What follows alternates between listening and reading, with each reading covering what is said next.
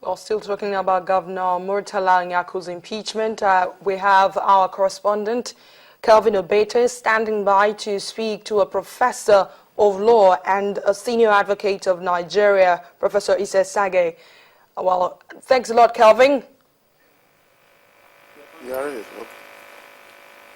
I can hear you. Hello. Yeah. All right. We are live right now, Professor, on News at 5. Should I go? Right.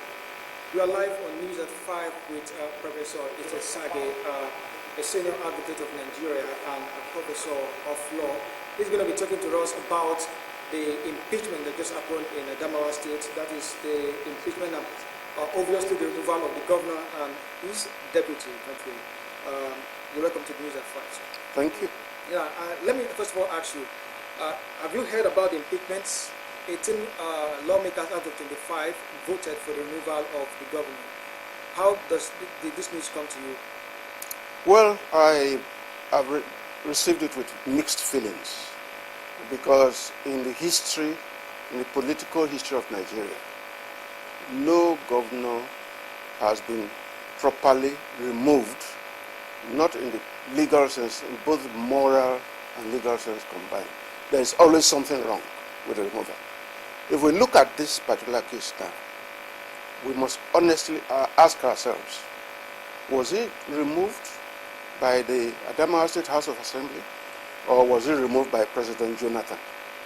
So that is the issue. We have that nagging feeling of interference from federal, imposition from federal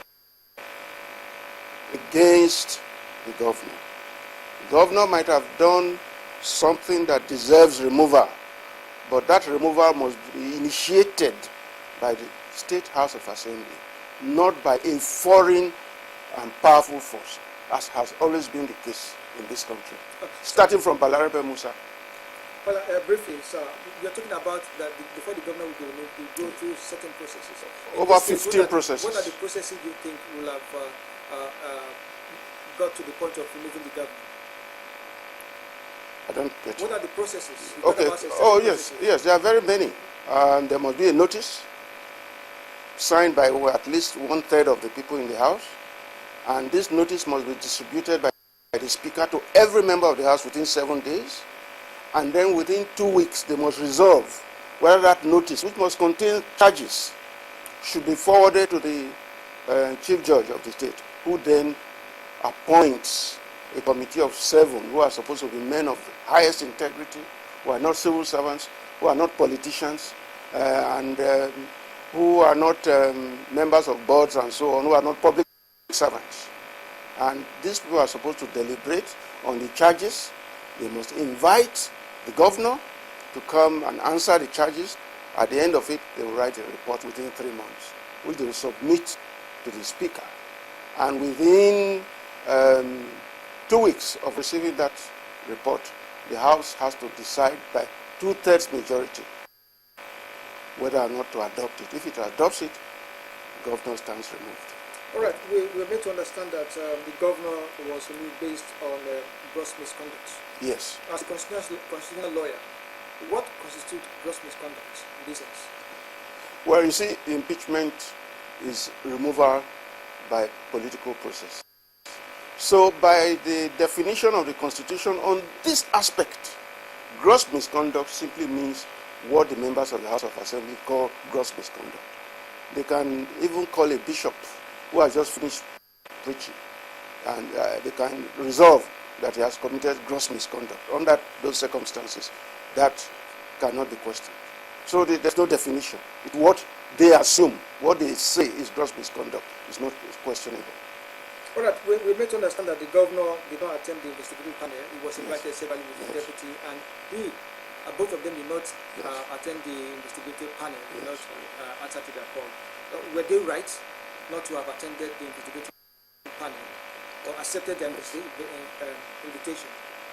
Well, it depends on how you look at it. You could say, if you look at an objective panel, which is actually set up in good faith, they could not be right, because to deny yourself fair hearing is self-indictment. In such a situation, you cannot complain. But if they're already doomed and condemned, it's just a question of come quickly, let's conclude the condemnation. If that is the type of panel that was set up, then of course, to preserve their dignity, they would not dignify such an invitation, knowing that the people there are virtually political assassins who have made up their minds based on instructions from above. That's what I'm talking about. All right. What do you think? What is the implication of this to democracy, national democracy, especially with the 2015 general elections at hand? What I can see in our political environment now is intolerance, gross intolerance. Is a use of power without restraint against any perceived opposition or enemy and so on. Okay. On this particular issue, I don't think anybody will argue that Governor Nyako misbehaved, not gross misconduct in governance, but in his letter to the president. He grossly misbehaved. That language was improper. It was unfit of a governor. But it is not the duty of the president and the presidency to organize his removal. They should be more detached. They should simply have replied appropriately and made him look small. Obama is insulted on a daily basis in America. Worse insult, gross insult, that even I, as a non-American, I feel upset about. But he goes on, he's doing his work. And those who are insulting him are looking ridiculous and stupid. I think that is the sort of restrained and mature political attitude we ought to adopt in this country. Right. Not to hound down anybody because we have the power to do so. All right. Thank you very much, sir. You've spoken so well about this impeachment. I've been speaking with Professor Sagay, Senior Advocate of Nigeria and Professor of Law on the impeachment of Governor Nyako.